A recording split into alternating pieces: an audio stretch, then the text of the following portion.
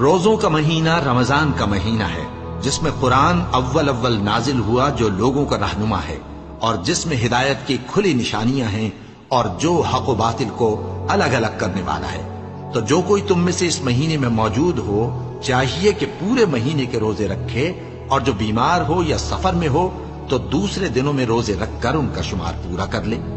اللہ تمہارے حق میں آسانی چاہتا ہے اور سختی نہیں چاہتا، اور یہ آسانی کا حکم اس لیے دیا گیا ہے کہ تم روزوں کا شمار پورا کر لو، اور اس احسان کے بدلے کہ اللہ نے تم کو ہدایت بخشی ہے تم اس کو بزرگی سے یاد کرو اور اس کا شکر کرو۔